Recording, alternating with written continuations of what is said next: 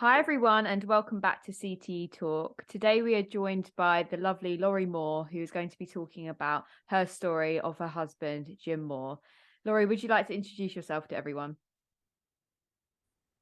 Yes. Hi, Georgia. Hi, Tricia. Thank you so much for having me. And I just want to say thank you for launching this podcast. I've listened to the previous guests, and I just find a lot of solace in being able to hear other people's stories. And, I still believe CTE, even though we know more and it's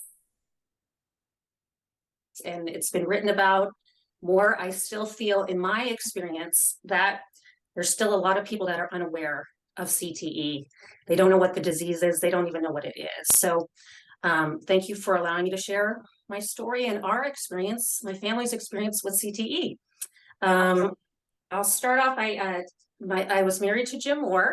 I was very, very lucky. I consider him the biggest gift in my life. We were married for almost 30 years. And my story is a little bit different because Jim did not play in the NFL. He, just like all the other legacy donors, he was a phenomenal athlete and he excelled in football, and he was a high school phenom. And if you grew up in Arcadia High School from 77 to 79, you would have known who Jim Mohr was because he was all over the papers. And his biggest football claim to fame was he was co-captain with John Elway in the Shrine All-Star game back in 79. So he was he was a running back and a tailback. So he played the majority of time on the field in high school. He began his football career when he was 8, and he later went on to play college at Northern Arizona University, which was a Division I-A school. He was short. He was the big recruiting school at that time was USC, and he was offered a preferred walk-on position because of his height. And his parents were of modest means, and he felt that he would have earned a scholarship, but he didn't want to put that pressure on them. And his dad was a high school coach and said, you'll be noticed at a Division I-A school. If this is your path, you will be noticed, and take the scholarship and enjoy and have fun. And Jim was misdiagnosed. He tore his anterior cruciate ligament the end of his freshman year and was misdiagnosed. And then when he went back his sophomore year, he was receiving a punt return, and it took him out. And in those days, there was no arthroscopic surgery. You basically went into surgery and you woke up. And if you had a full cast on your leg, that meant your career was over. If you didn't, there'd be rehab. And he woke up with the full cast, and that was the end of his career. And he continued to stay on scholarship. So he became a coach and helped with the team. And, he describes that time. I didn't know him then. I didn't meet Jim until after college. And he describes that time as, he went through a period of depression for about 3 months. And then he said, okay, I'm just going to refocus all the time and energy that I put into training, into my schoolwork. And then he went on to become a financial advisor, and he enjoyed a very successful practice for 35 years. So I met Jim after college, and we were both working on our careers. So I really I knew he played football because his college roommate introduced us, and he was the quarterback for the team. But, Jim never really talked about football at that time because, we were focusing on our careers, and we got married, and we were lucky to have 3 beautiful children. And I went on to work with him in the practice, and our life was really very happy. I mean, I was very, very blessed to have a great partner and a great father for my children, and life was very good. CTE we first heard about CTE, it first came on our radar when Junior Seau passed away. Living in San Diego, that was a big national story, but it was even bigger in San Diego because, he was the hometown hero. He was a larger than life type of person. It was shocking. His death was shocking to all of us, and especially that he died by suicide. And so when his CTE diagnosis became public, there are a lot of moments in your life that you don't remember, but there are about a handful that are very crystal clear. And I remember Jim and I were getting ready for our day, and the local news came on saying that Junior had been diagnosed with CTE. And I remember Jim was tying his tie and he just stopped. And he was like, the look on his face was just shock.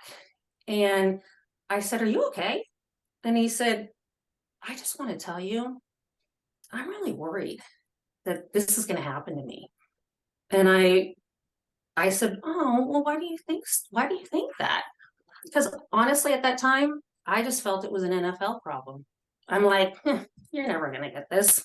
I mean, in all due respect, you were a very good high school, college player, but this, you consider yourself lucky that you didn't play in the NFL. This is NFL players get it. Because Jim would always say to me, he loved watching football. We always watched football on Saturday and Sunday.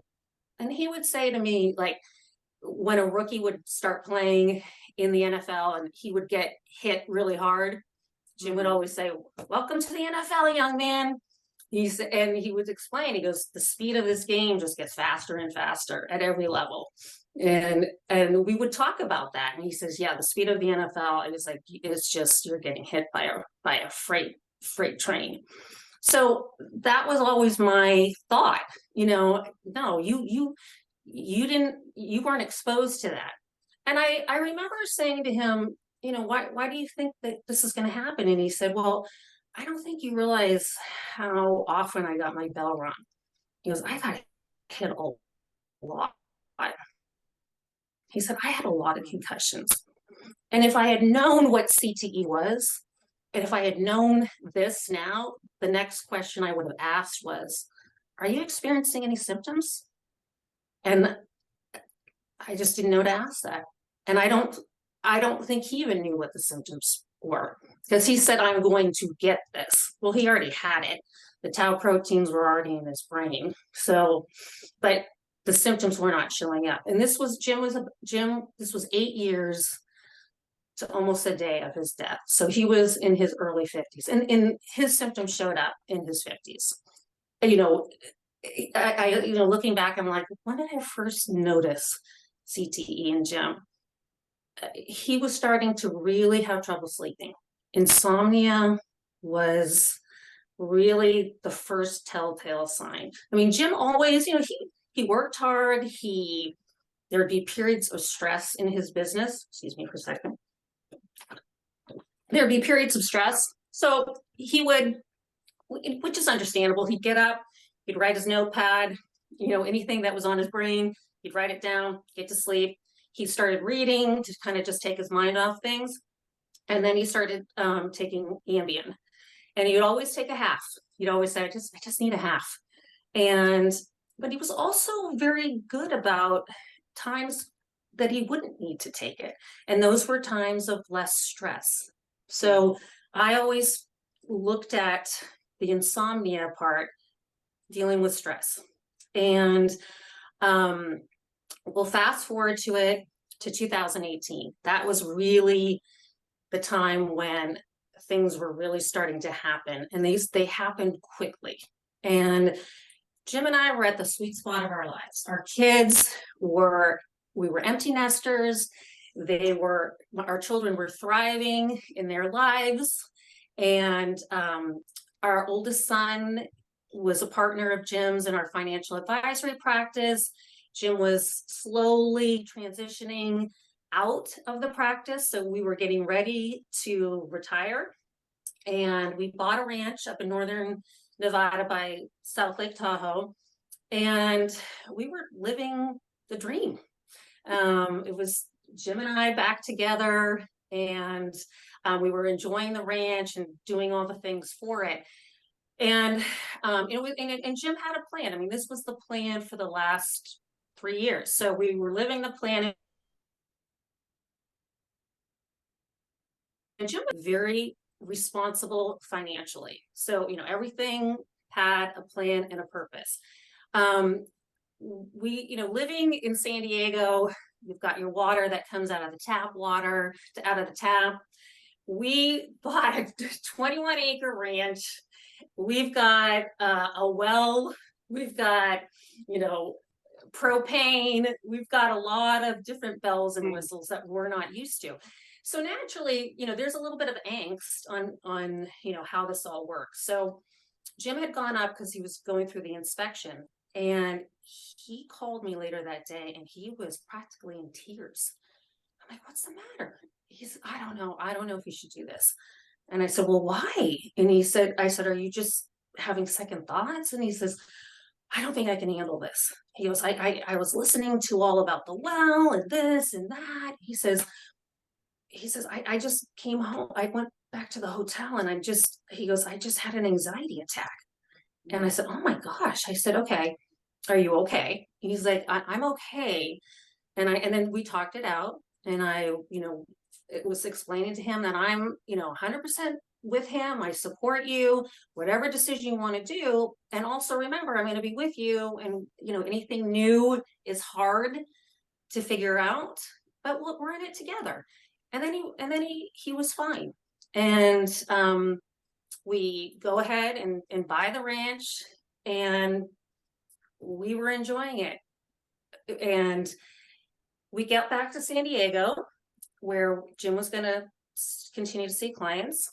And another one of those moments that you'll never forget, I was in the kitchen, and I look over at Jim, and he is just frozen. He's got this look like this. And I'm like, you okay? And he's like, oh my gosh. He goes, just anxiety just came over me, and it's gripping me. And he's like, I got to sit down. And I said, oh my, and of course I was concerned. And then he's like, I'm okay. I go, do you know what this is all about? I said, are you, he's like, no, I just feel like, he goes, I'm just a little tired. And he brushed it off. And during that period, and this was the month of November, he started having digestive issues. Is this 2018? This is November of 2018. Okay. Yes. Sorry. And we went to see clients who are friends of ours, and they took us out on their sailboat in Coronado. And I look over at Jim, and he's like this, the same anxiety again, and I'm like, are you okay? And he's like, I'm okay. He goes, just hold my hand. And then he was fine. And then when we got into the car to drive home, he said to me, he goes, was I okay in that meeting? He said, did I sound okay? I said, yes. I go, what do you mean? He said, well, did I make sense of what I was saying? And I said, absolutely. I mean, 100%. And he goes, well, I said, why are you asking? And he says, well, I just felt like I wasn't on my game, and I said, well, that's normal. I said, you've been gone for a couple of months. It takes a little bit of time, to get back into the practice. And, I mean, I don't know why I didn't think that was odd, because he'd been practicing for 36 years, and he was so good at what he did. And he was the voice of reason and confidence. And he was so good because he studied and knew. He said, I don't know a lot, but I sure do know financial advisory. He goes, I know what I'm talking about. He says, if I'm going to be good at one thing, this is what I'm good at. And he was. And then we went back to the ranch. Oh, wait a minute. Before that, unbeknownst to me, he made an appointment with his GP, because he wanted to get Xanax, because he was feeling that anxiety. And so he came home and he said, he sat me down and he said, I just want to tell you, I went to see the doctor and I've decided to go on an antidepressant. And I was like, what? And, I wasn't the most supportive of that, only because I didn't understand why the doctor was not prescribing him Xanax for anxiety. And then he went on to explain. He says, I said, what's going on? And I'm kind of one of those people that don't like over prescribing of medication. Jim's the type of person that would have said, give me the pill, give me the quick fix, take care of this problem, and let's be done with it. And let's move on. I was always the one trying to get to the root of it. And so that I was a little bit frustrated with him for allowing himself to accept this prescription. And he said, no, he goes, doctor, the doctor doesn't want me on Xanax for a long period of time. He goes, he said, this is to help with the anxiety. And I said, do you feel like you need this? He goes, yes, I do feel like I need this. He goes, I'm going to try this. He said, I'm asking if you will support me. And most importantly, don't tell anyone. I'm like, okay, why don't you want me to tell anyone? He goes, I don't want anybody to know. So, here's, the pride issue. And, we grew up in a generation where we don't talk about our mental health challenges, especially Jim.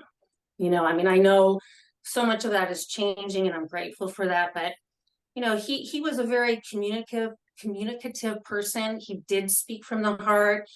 We had that relationship, but looking back, just I can imagine how much pride that he had in having to go through these struggles. And he just he looked at this as a short-term problem, like I'm only going to have to be on this short term. I just want to take care of this and we're going to be done. It's going to be fine. And it was fine for 2019. It really was like our daughter got married. Couple of things that I did notice. Our daughter wanted to do a father-daughter dance with Jim. And I was getting frustrated with Jim because at the dance studio, they signed up for some lessons at the dance studio. I think he had like 25 lessons. And I felt like they were milking him. Sign up, you're going to need more sessions. Poor guy. He needed those sessions. Like he needed it to be able to remember, but he wouldn't say that he can't remember. And he would just say to me, I'm fine. Just go with me on this. Just go with me on this. And then, so we're in 2019. So all is well. And we're back at the ranch, enjoying life. And Jim says, you know what? It's time to take on that landscape project. And I was like, are you sure you want to do this? We've been busy with so many different things. And also he had just transitioned his practice from a different broker dealer to another platform. That was a big deal. Jim hadn't done that in 30 years. And he didn't really want to do it. But my son was saying, Dad, this is better for the clients. This is better for the future. The technology is better. And Jim agreed. But it was hard for him. That was really, really hard. It was hard for him to embrace the new technology, and he was not sleeping at all.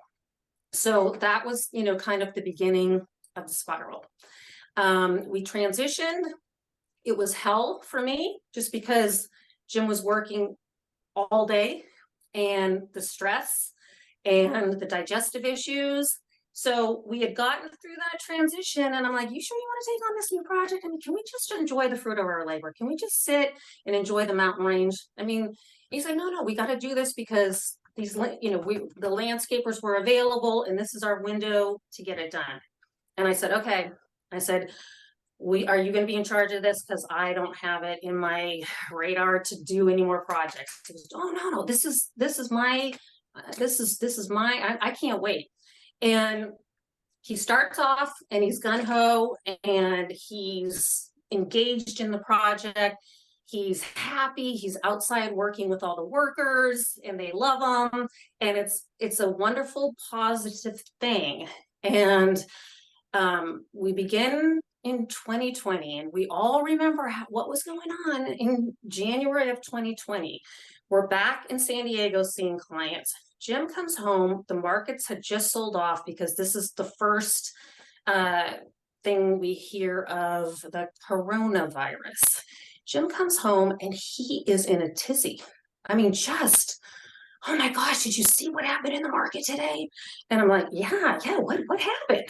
And I mean, we've been in this industry 36 years. I mean, we've gone through the dot-coms, we've gone through 9/11, we went through the 2008 bust. I mean, Jim is always the voice of reason and confidence. He understands the markets, he understands the ups, the downs, and to stay, invested and to ride the storm because you're conservatively invested. And he managed retired. His strength was managing retired assets.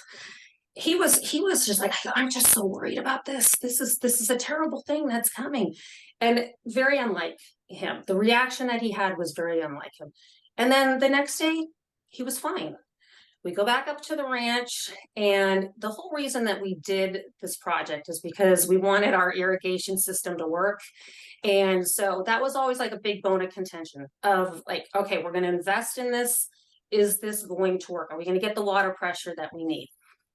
I will remember this day. That's another one. It was a light switch moment because we tested the irrigation system and it wasn't working as properly as it was supposed to. But Jim didn't understand that was normal. I mean, it just give it a couple of days, it would work.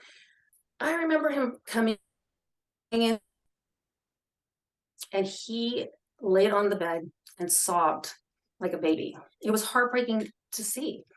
And he's just like, I am so frustrated. I can't remember this. I'm having a hard time. And I just remember consoling him and just saying, I know this is frustrating. Don't worry. We're going to get through it. We're going to get through it. And he wasn't the same after that day.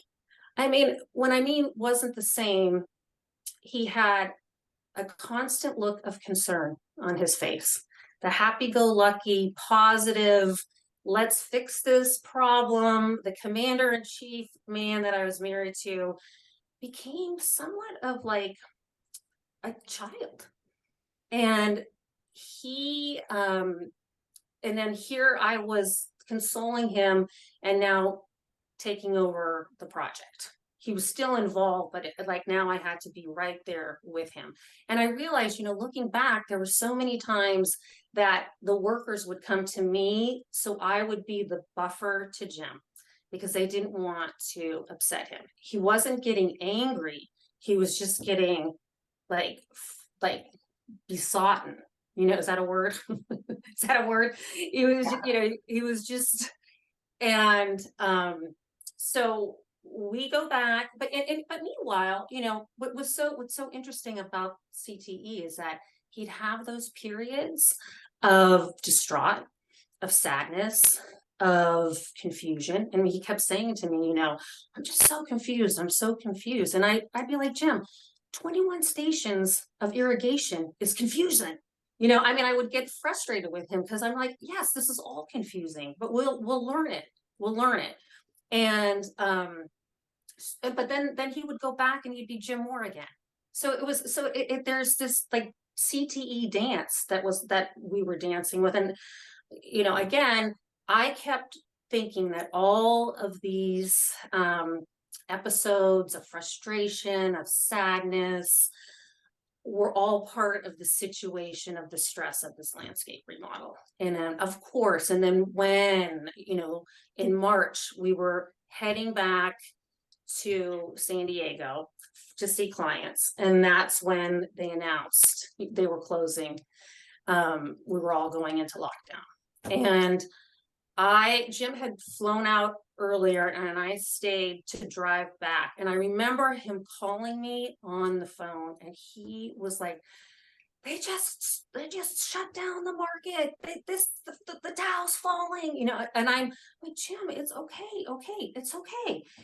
And I'll never forget, because I was driving and I was trying to beat a snowstorm from up north, and I'm driving into the biggest dark cloud I've ever, literally a dark cloud, because it was raining in Southern California. And I'll never forget that moment. I remember saying, I feel like I'm driving into a dark cloud.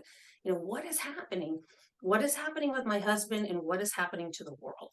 And, you know, during that time in San Diego, Jim was just very, very distraught.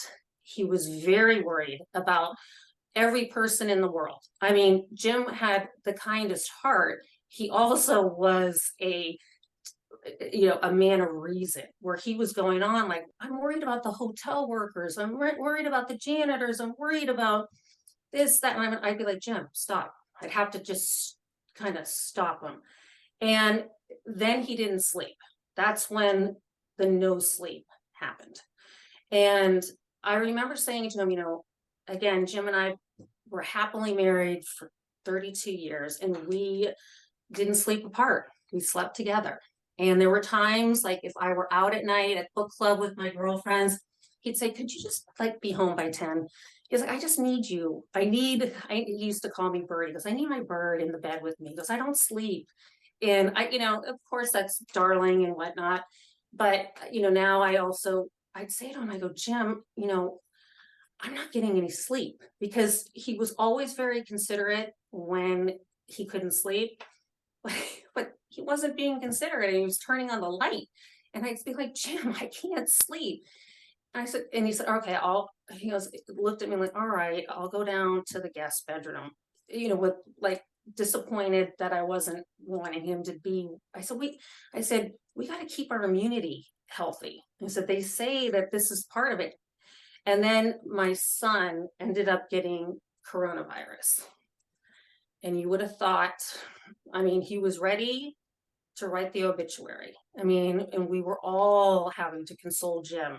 You know, I mean, the stress of that virus was really, for me, I mean, my son's young, and he was with his fiance, and they lived right in our neighborhood.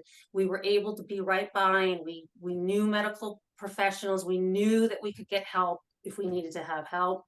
And it turned out, you know, it was, I mean, he had a high fever, but, and you know, I don't know if you guys remember, but we didn't know how this disease was going to be with coronavirus. I mean, my first reaction was like, is this going to be like the plague, and we're going to have people dropping in the streets? You know, I mean, we just didn't know. And so again, another situation of Jim really reacting to this, but also for me to be able to justify, well, of course he's worried. You know, we're all worried.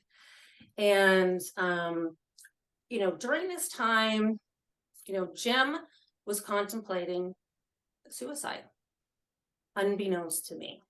I mean, a lot of people have asked me after this, you know, did you see any of the signs? I said, the only sign that I saw was Jim and I were going for a walk. And, you know, I was his partner in finance. You know, I did the payroll, I paid all the bills, I knew all our investments. Jim, as a financial advisor, years ago had written out directives, you know, if I die, all the life insurance, all of this, everything was laid out. But we had bought the ranch, and I said, he said something, he said, oh, if something happens to me, you know, how do you feel about keeping the ranch? And I said, oh yeah, we haven't talked about that. I said, you know, I know everything else. I go, well, can I keep the ranch? He says, no, you can afford to keep the ranch. And I said, I don't know if I would ever want to live there without you. And I said, Jim, this is our project. And I said, are you okay with me selling it? Because he never wanted me to sell our family home that we live here in San Diego. He says he wants to keep that for generations. I said, what are your thoughts about that? He says, no, he goes, I could see you selling it, and make sure you sell it as is. and I said, well, what do you mean by that? He goes, well, with all the tools, all the furniture, he said, sell it as is. And I didn't think anything of it at the time, because we were just talking about what if he got coronavirus and he died from that, and this is a conversation that we had never talked about, but he was giving me the directive unbeknownst to me at the time.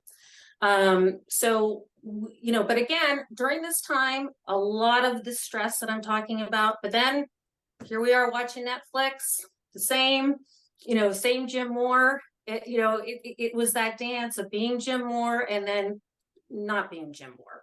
And our children noticed at the time, our adult children noticed that. They're like, Dad is just, we're worried about Dad. I mean, his emotional state, he's in a way too, I haven't touched upon some anger issues. I mean, he did exemplify anger issues in his 50s, never one, always justified because it was provoked. He would just have that tendency to just take it to the next level verbally, where I would say to him, stop. You do not want to continue with what you're saying. And then afterwards, when I would say to him, why did you say that? He would not remember what he said. And for times that he did remember, it was always just intense remorse. And this, I don't know why I said that. And I don't know where that comes from. And of course, now we do know. So I mean, I'm touching upon that lightly. There were many instances of that. It's just that at the latter part of his life, that wasn't the case. I mean, my kids were almost saying, Dad became very compassionate and very understanding. And where we were consoling him, and we were like, Dad, we're okay, kind of thing. And so we head back up to the ranch. We're finishing the landscape project, and I'm thinking, once this project is done, we've all settled into our life with COVID. We all know we're all going to be okay-ish, right? So what better place to stay at home than wide open space? And we get up there and things are getting worse. Just no sleep. I had never watched the movie Concussion, and Jim never wanted to watch it. I said, "You want to watch this movie?" He's like, "No, I'm not going to watch it." And had I watched it, when I watched it after Jim had passed, and I saw Mike Webster, how they portrayed his look of frozen horror on his face, I woke up, but by this time, Jim and I were sleeping in separate beds, ever since that, for a month, because he wasn't sleeping.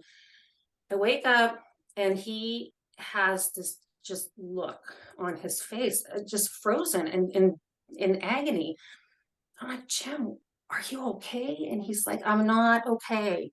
He's like, I'm not okay. He's like, my head is pounding. He says, I can't sleep.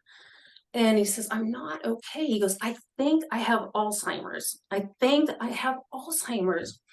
And I'm like, Jim, you don't have, I'm comforting him. And I'm like, you don't have Alzheimer's. People who have Alzheimer's don't know they have Alzheimer's. They don't know. I said, why do you think that? He goes, I'm confused all the time. He says, every day. He's like, I'm just so confused. I said, how much did you sleep? He says, I didn't sleep.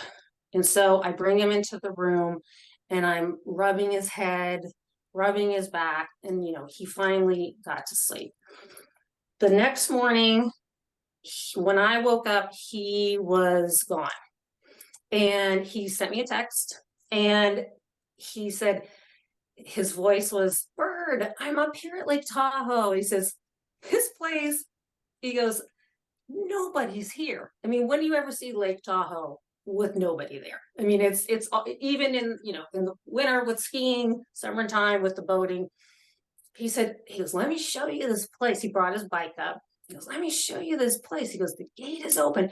He goes, nobody's here. It's so peaceful. It's so beautiful. And he goes, I'm going to go ride my bike. And he's riding his bike as he's taping, and he's saying, hi, hi to there's one other person he says hi to. He says, oh, he goes, I wish you were here with me. He goes, we'll definitely have to do this soon. And then I texted him. I said, oh, I'm so happy you're doing that. I'm so happy that you're enjoying Lake Tahoe. He says, yeah. He goes, I'll see you in a little bit. I'm coming back to help the workers. And this is Wednesday. And he comes back, he's helping the workers. I was running some errands. So at the end of the day, we used to congregate outside and just kind of talk about the day. And I said, Jim said, no, Jim had said to me outside, I said, how was your day? And he goes, I have something I have to tell you. He said, but I'll tell you later. So Jim, one of the things that I have to say I always admired about him is that he had incredible discipline with his food. He had incredible discipline with alcohol, and he had discipline with his medication. I never worried about him becoming addicted to Xanax. And when he had knee surgery, he would take the Percocet and then he'd be off. So there was no addiction issues with him. What I was noticing, and we were all doing it, we were all drinking more during the coronavirus, but I noticed Jim was really out of character drinking. So he came in, it's like 4:00, he was ready to shower, and he's just like, I'm just gonna have a glass of wine. And he pours it, takes a shower, comes back, has another glass of wine. And this is 4:00 in the afternoon, and this is very uncharacteristic of Jim. And he hasn't been able to eat anything for the last 3 days. Digestively, he was having those issues. And so we go out and we're talking about our day, and he's slurring his words, and I'm getting frustrated because I'm like, dude, what are you doing? And he says, I said, what happened today? Isn't there something you wanted to tell me? He goes, I was driving. He said, I had to pull over. I didn't know where I was going. He said, I started crying. He said, I was panicking. He said, I got out of the car. He said, I was afraid like a policeman was going to come up and arrest me because I was just having an anxiety attack. I just about dropped.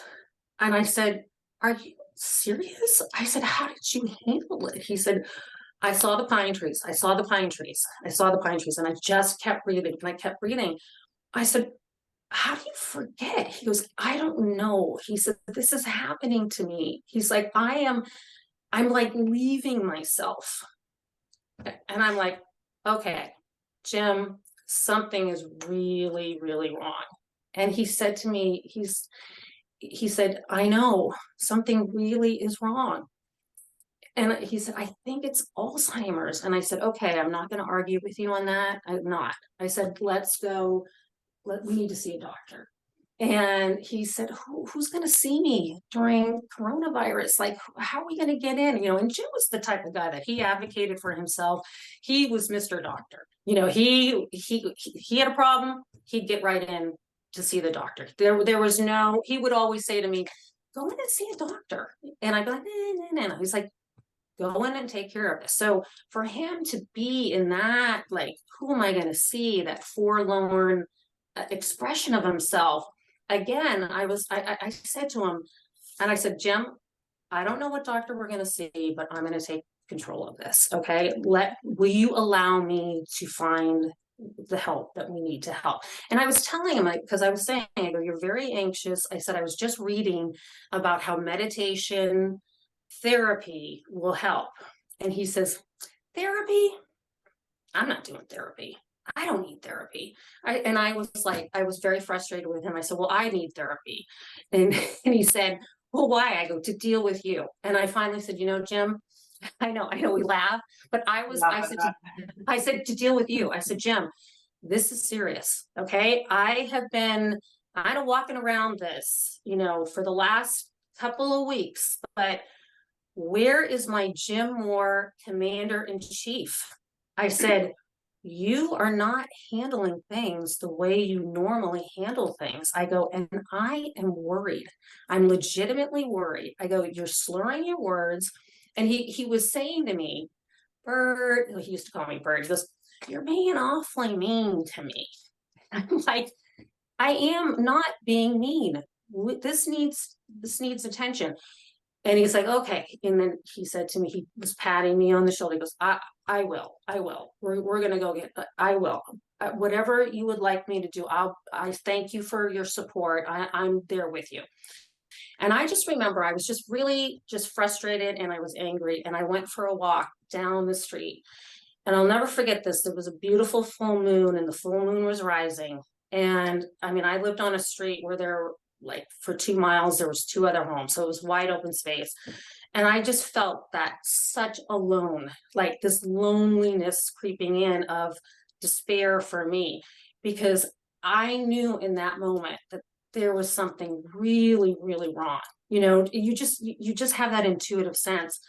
And I could not name it. I could not name it. And that is why I do tell the story, because there may be someone like me who absolutely doesn't know that it's CTE, that he's showing signs of CTE, and where to get help.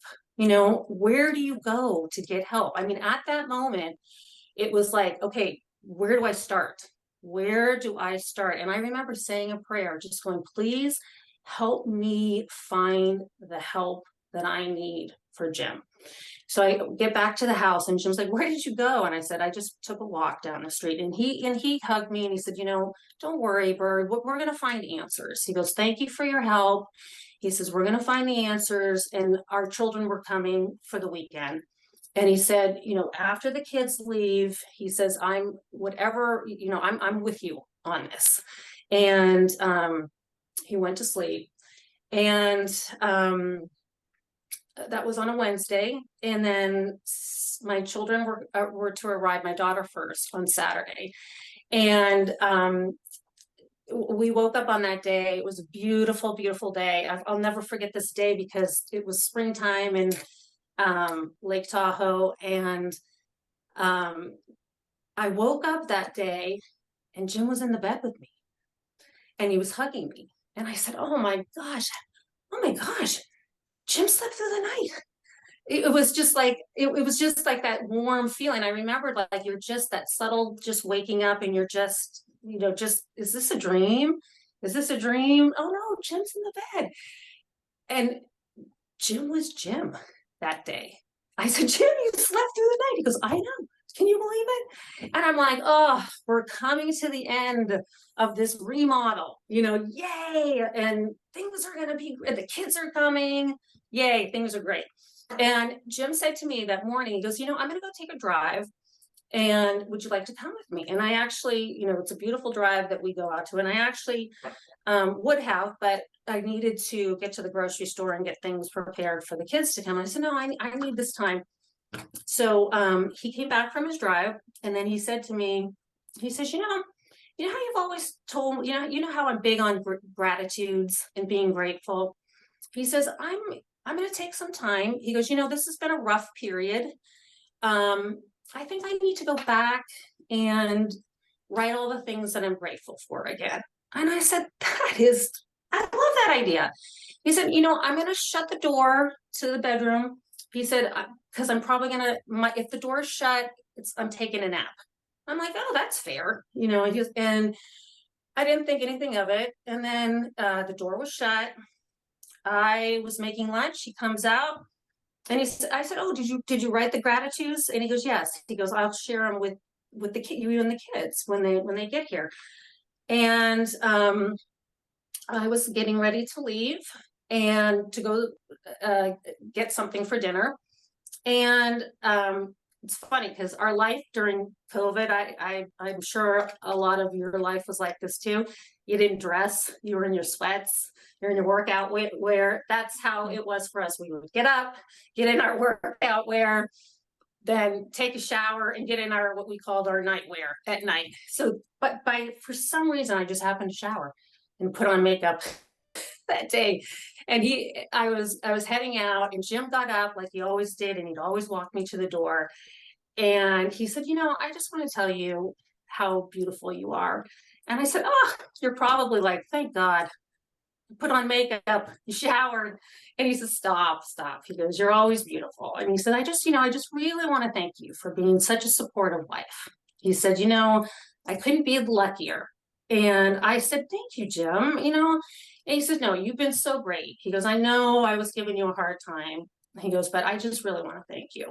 And he goes, and I love you. And I'm like, I love you. And I didn't think anything of it, because that's how Jim spoke to me.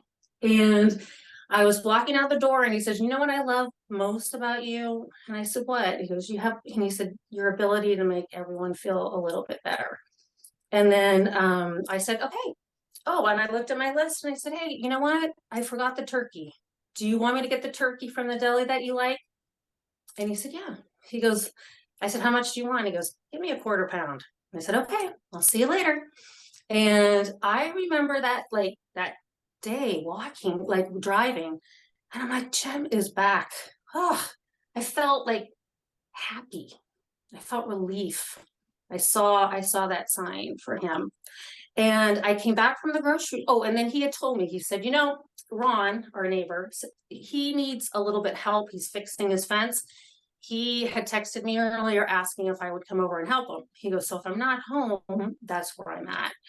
And I got home, and I didn't even really notice that Jim's car wasn't even there, but I noticed that the TV was off and the lights were out. And and then I'm like, oh, Jim's at Ron's. That's where he is. Because he would always leave me a note. If he was ever gone and he didn't tell me where he was always leaving me a note. And I put the groceries away, and then I looked down the street, and I didn't see Jim at Ron's.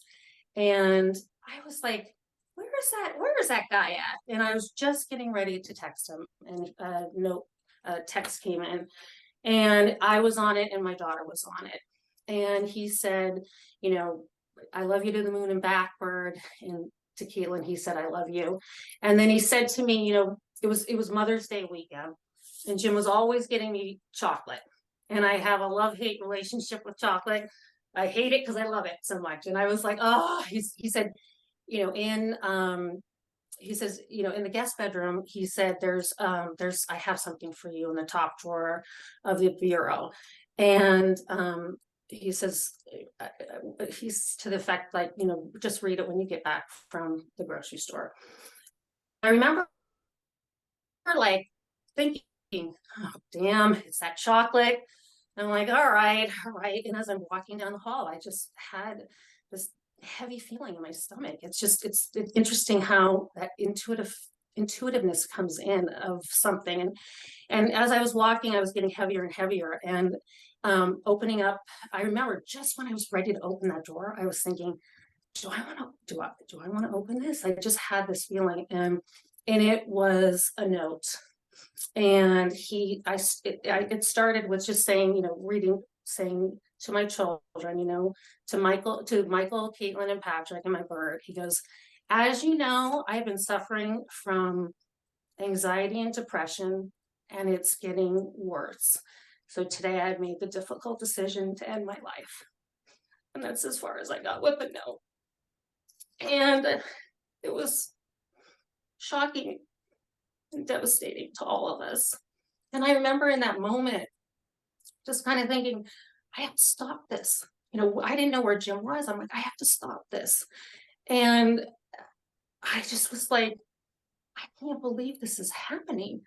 How is this happening? I mean, Jim Mohr was the biggest lover of life.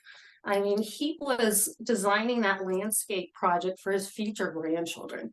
He would put the boulders on that and say, this is for the grandkids. So the shock of that. And I remember calling my daughter and saying, because you go into this fight or flight, but there's another one called freeze. And I was in the freeze. And it was just that moment of just trying to stop it, to prevent it. And I mean, I don't know, Tricia, if you remember this.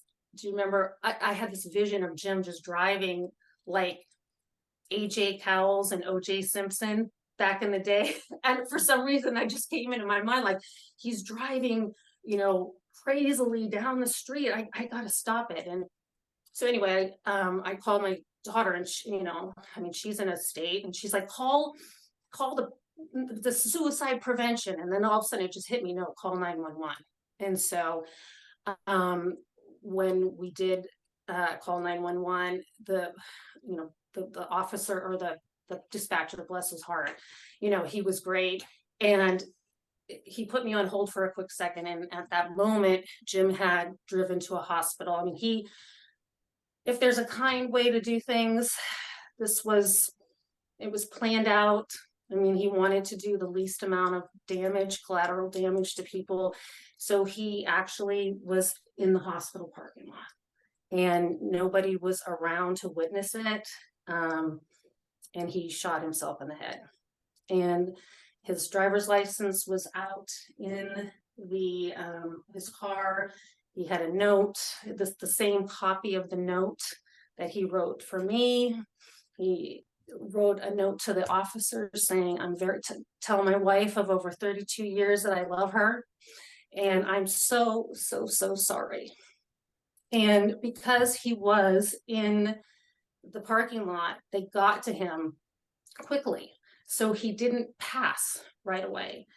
And I'm telling this part of the story because had this not have happened, I wouldn't be sitting here with you. I wouldn't have known this was CTE. And so they got him, and he was an organ donor. So, being in a rural part of Nevada, they life flighted him to Reno because that's where the organ donations were going to be. And I'll fast forward. I mean, it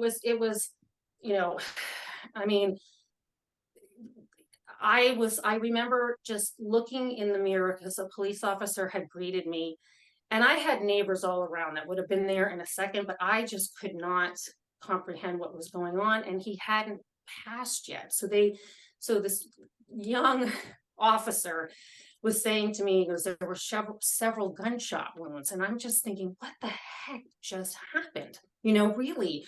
And I remember just feeling this nauseated feeling, like just going, is this a cry for help? What is this? And getting to the hospital down to Reno for the organ donation, Jim was on a respirator. And while we were driving down there, of course, we had notified all of our children. And this is where I'm so grateful for a conversation that Jim had with my oldest son, Michael, who is the partner in the financial advisory practice. It was August of 2019, and my daughter was getting married, and Jim and Michael were having their suits made for the wedding. And Sarah Staggs works for Tom James. We have known Sarah for 30 years, and her husband Jeff was a Charger, San Diego Charger. And he had died of a heart attack suddenly, unexpectedly. And she was telling Jim, Jeff was diagnosed with stage 3 CTE that Jeff had. And after she left, Jim pulled Michael into his office, and he said, look, I just want you to know, I think I have this. And he said, I need you to watch out for your old man. He goes, you have to be able to tell me if I'm starting to wander, if I'm not in the meeting, if I'm not responding. He goes, you really have to tell me. And Michael's like, no, Dad, you're fine. You're good. But I will watch out for you. And if that conversation didn't happen, I mean, Michael was driving up from San Diego, and he called me, and by then my daughter Caitlin and her husband, we were driving to Reno, and he said, Mom, it's the damn CTE. I'm like, what? And he goes, it's the CTE. He's like, get that brain donated. And he was saying to my daughter was like, I will, Mike. And, I am so grateful for my children. I mean, they were able to step up in one of the most difficult days of their life. Had they not taken the lead on this, And I mean, it was not easy to get that brain from the coroner in Northern Nevada. And we almost missed the window of opportunity because a long story short, and I don't want to say anything negative about people, but had the organ donor been a little bit more compassionate to the fact that I didn't quite understand what he was saying, they were going to keep Jim on the respirator for 3 days. And I was like, why? You know, I mean, I just was like, what do I come visit him? I mean, you know, what do I do? And he wasn't explaining why. And I remember just a thought came into my head it was Jim saying, like, you're not supposed to be here. You're not even supposed to be here. Let me go. Just let me go and move on. Had we kept him on the respirator, we made the decision to pull the plug. And had he been kept on for longer than 8 hours, his brain, the tissue would have been compromised, and we would not have been able to study it. And during the 10 months of waiting for the diagnosis, I was preparing for no CTE. I just still, even though I read the legacy stories, I could see part of the stories, but because Jim didn't have the violence and he wasn't draining our finances, and it was the duration of it. I mean, it was severe, but 2 months is not that long of a time. And I was preparing for a no, but he was diagnosed stage 3 CTE. And when I go back and read his letter, I mean, all of his clues was there in plain sight. It's just that I couldn't absorb it. I mean, he was saying the anxiety, the depression. I didn't know he was suffering from depression. He wouldn't share that with me. He was talking about the memory loss and the confusion. And he said, it's getting worse. He said, all day, I suffer from it every day and all day. And then mostly he said, I wish I wasn't sick. I am not getting better. And apologizing for his action, but explaining that I don't want to die old and slow, and I don't want to have to put you through that. And even, you know, reading that letter, it's still not Jim Mohr. You know, you realize that CTE is taking over what he's writing.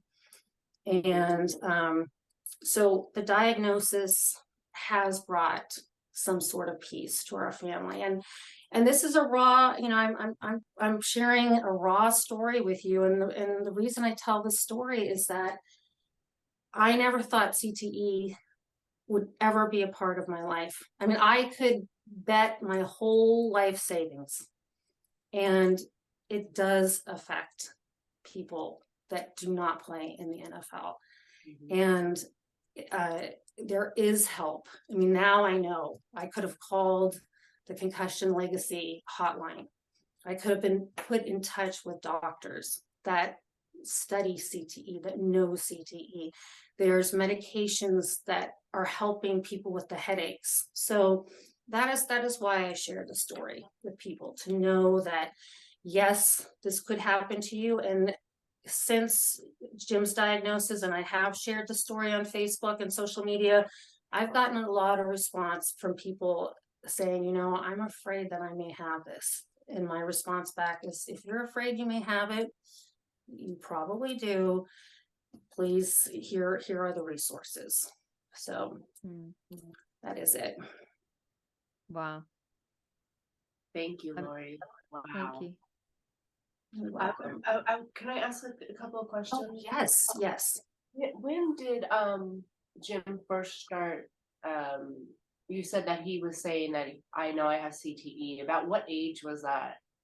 So yes, so he was 52 when Junior Seau passed, and so that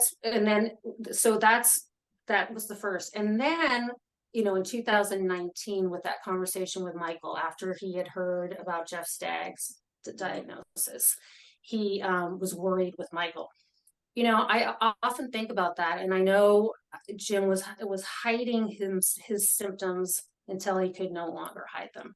That's what I was going to ask, because you were saying that he was a copious note taker, and I'm wondering, was that just part of his personality from a young age, or was that something he was compensating for? Yeah, that's a good question. And another thing, I mean, there's so many other signs too that I didn't even kind of really touch on. So yes, he was. That was part of. He always would. He would always. That was always part of his personality. He was always the guy with the list, crossing it off. What was happening is he was then leaving himself notes that he did it, and then he kept both notes to remind himself that he needed to do it and that he had already done it. And that started coming out in plain sight too, because Jim was always very neat. He was very organized, and in his 50s, when it was time to buy a new car, and he's like, I just want the simplest car on the market. I don't want these gadgets. And he says, I don't want to have to be worrying about like how to drive my car. So I bought a Jeep, and it's Jeeps, it's a manual lock. There's no electronics. And it was fun, I mean, it was a fun car to have. And I remember, like, when I first met Jim, I was so impressed with his car and how neat and organized he kept it. And I'm like, yes, someone like me, a fellow organized person. I was shocked at all the sticky notes that were all over the dashboard and how cluttered and messy the car was. And I remember saying, I'm like, Jim, what the heck? And he's like, oh, Bird, I just need one space that is mine. He says, he's like, can you just let this be? I'm like, yeah, I'll let it be, get my mouth shut. I'm like, let's drive my car, please. That's neat. And then, when we bought this ranch, I mean, we had only lived there for 2 years. When I was going through all the things in the garage, you would have thought we had lived there for 20 years. I mean, he had like an office supply store of sticky notes. And, all the clues are in plain sight. I don't know about you, but Jim in every bathroom had a drawer for sticky notes so that they would always be right there. And, you realize when you look back, like after Jim had passed, I realized like how CTE was a slow seduction, and how I accommodated. I accommodated. It was when you live with someone every day, you don't see it. It's a slow progression. Yes, where my children were starting to see. They were starting to see a slowed version of his speech. He would take his time, or Jim was always very on par, but they would be like, come on, Dad, come on, and they noticed that. And him writing his notes became slower. So everything kind of slowed down. They also noticed, he talked a lot. He was kind of the commander. He commanded the conversation. And now he was sitting back and he was observing, which is not a bad trait. I mean, it's nice to have the yin and yang. It's not like he was, obnoxious about it. But Jim Mohr, he was the leader of most things, and so they did notice that. I didn't notice it, but those kinds of things started to take place subtly. It's funny how these things just kind of change over time, and actually when you're out of the situation, you look back and see so many different signs and symptoms that you never even noticed before. And it's going back to what you just said, Trisha, it's so consuming, and also there's a sense of naivety that you don't want to think there's anything wrong with your loved one, and you just want to act like everything's normal. Yeah, and you dance around it, like you dance with them, you justify everything. You do. I mean, I haven't even gotten into, and I know we've gone a long time, but there were moments of road rage. There was a road rage incidents when we were dropping off our daughter the airport in 2019, and I thought we were going to go down. And I just remember like screaming at him, just please stop, stop. And he wasn't, someone had cut him off. And this driver was, happily engaging in the rage. The both of them were at fault. So it wasn't like one or the other. They were at it on the freeway on a Sunday morning, and I am screaming, crying. And I remember, I mean, it's different if he's by himself. I mean, shouldn't do it at all, but obviously, but that's, yeah.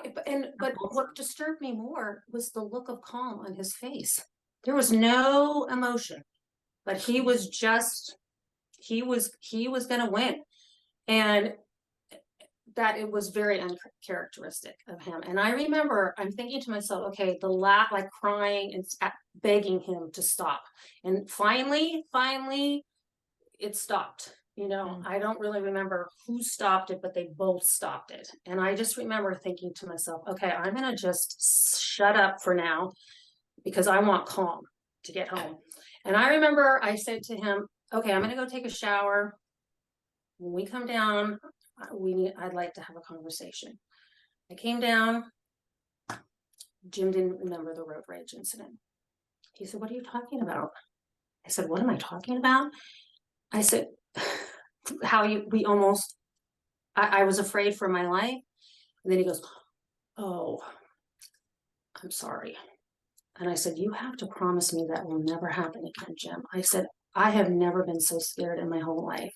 And then he gave me a hug. He said, I'm sorry. Now you would think that would have been a huge red flag for me. I mean, looking back, I'm like, hello. And why is that okay? Why is that ever okay? But it happened once or twice in our 35 years. And I believed Jim when he said it wasn't going to happen again. And I believed his remorse because he was remorseful. And, we move on with our... I've heard so many wives use some of the same vocabulary that you were using, like glimpses. You would see glimpses of him like come through, and then he would go away, and then he would come back. And I've heard them use those kind of phrases before. I have to cut that out. Totally makes sense. And the thing is, Jim couldn't verbalize this, but I've read from other people who are suffering from suspected CTE. One gentleman wrote, he's like, it's like you're in a conversation and you leave, you go away. You don't know where you are. You're like in a tunnel and you don't realize you're away, and you come back to the conversation. And that's when the anxiety, like, what did I just miss? What's going on? Where am I? And when I read that, it made me feel that's how Jim felt when he got lost, or not, he had to pull over on the side of the road. And that's how he was feeling in his conversations of day to day with this project, just leaving the conversation, not really knowing that you've left, and then you come back. Can you imagine what that must feel like? Yeah. I mean, my heart breaks for these people that have to go through that and just literally losing your mind. That is what's happening. You're losing your mind. And aware of it too. And you wonder which is worse, being aware of it or not being aware of it. What it is, what the disease is, CTE. Yeah. So, my heart goes out to every single family member, every single person affected by CTE, those people who have the CTE, their struggles, the family members. I mean, as Pam Webster was saying, and also Brandy, it's like, this is something that will always live inside of your body. I mean, I have made peace with Jim's death by suicide. I know I've known Jim so well over the years. I understand his intent. I also do believe that the CTE does make a difference on their ability to actually want to die by suicide. I mean, if he didn't have the CTE, there would be no death by suicide. So I know that that's still not really proven, that they go hand in hand. But I know Jim. I've known him, and I know that if he didn't have CTE, he would be alive and thriving. And that's something that our family I'm going to be a grandmother in a few weeks for the first time. And, it's a wonderful, I'm so excited. And yet sometimes I want to cry my eyes out because, the best grandfather in the world is not going to be here to celebrate it with us. So CTE, takes some of the best men and women now. I mean, really.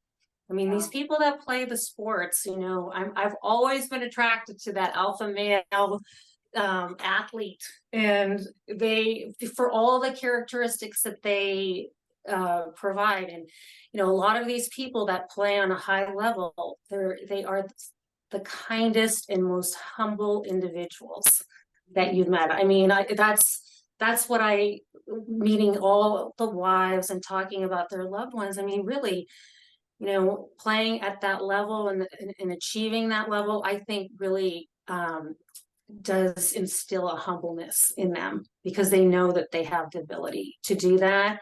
And they're just kind souls. I mean, they play a very violent sport, yet they are just kind and compassionate. So, losing that is a big loss. Losing your loved one like that, and no matter how it takes you, no matter how CTE takes their lives, it's a huge loss for people to go through. Mm-hmm. Well, can I just say how beautifully you told that story? I can listen to these stories all the time, and we've had a range of guests on, and they just take me back every single time. And it's so lovely to hear kind of a different side to it, that although Jim was struggling with symptoms, he was actually quite high functioning in terms of not having kind of the alcohol addiction, the excessive drug use, and he was still doing normal habits like his post-it notes, etc. So I think for our listeners, it'll be really nice to listen to a different side, and hopefully I'm sure there will be someone who relates to some aspect of it, and that will bring them a lot of peace and a bit of relief, I think, because like you said, it is a lonely disease, and it's nice to know that there's other people that are with you through the process too. Right. And, the thing that amazes me is when, I wrote the legacy story because, as you can tell, I mean, look at how long it took me to tell the story. So many people were so shocked at Jim's death. I mean, it was just shocking to not only to me, who lived and slept 6 feet away from him, 6 inches away from him, and not see the signs. But I told the story so that it explained the story. I would say, okay, just Google Jim Mohr CTE, and you can read the whole story that happened to it. But so many people still do not know what CTE is. And there's, I think, a lot of people that are living with the symptoms of it, and they do not know that they are, and they're still highly functional like Jim was. And then the catastrophic event happens, and they're left like, what just happened? And I didn't even know, after we donated Jim's brain for study, the day after he passed, I had to Google. I'm like, what does CTE even mean? And then it took me about 3 days before I could comfortably pronounce encephalopathy. So I know.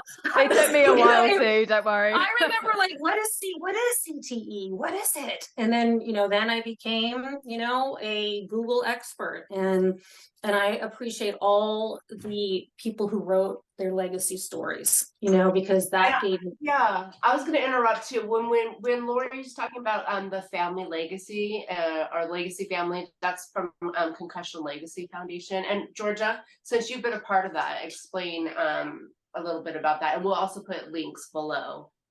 Yep. So the Concussion Legacy Foundation, I know Trisha and I, we've definitely spoken about them a lot in the last or every single episode. I think we've mentioned them because they're just such a great resource. But they have an amazing kind of part of their page where family members are able to share the legacy of their loved ones. And that's something that I think is lovely, because it allows other people who are going through it now or have been through it to go and read other people's stories and relate to them in some sense. And I also think it's lovely to listen and read back at your own story after you've written it, because I think it does bring a lot of peace. And for some people, there's a mixture of happy and obviously sad memories, but them happy ones are lovely to look back on.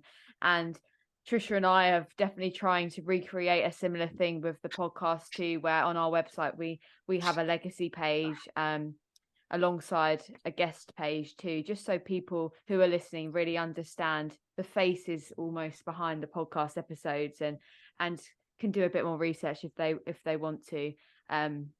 But we'll, like Trisha said, we'll definitely leave some links down to the concussion legacy page, and we'll leave, if okay with you, Lori, we'll leave your story or link to your story on Right. No, too. absolutely.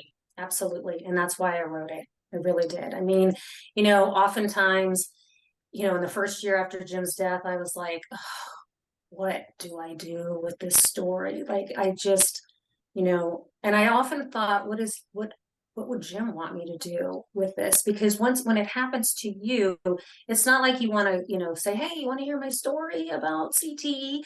But you want people to be aware of the symptoms and where to get help, especially because, as I was telling in that story, there may be some wife walking down a street, seeing the full moon rise, and in her heart, she knows something is terribly, terribly wrong, because obviously the goal is prevention. The goal is prevention and help, preventing a suicide, and also helping somebody who's struggling in the way that people struggle with CTE symptoms. So, yes, anyway, you guys are great, and I really appreciate you doing this podcast. I mean, thank you so much, Lori. Thank you for sharing your story. Hopefully maybe we can have lunch sometime. We're not too I would far. love it. I would love it. I would love it. You have my email. Yes, no, for sure. I would definitely love to get together with you. And Georgia, it was great to see you. I love hearing that you've transitioned. You and I spoke a year and a half ago, because I did the letter to my former self. And she followed up on that project. And at the time we were talking about where you were going, and how this whole CTE and the family members really changed the trajectory of your career.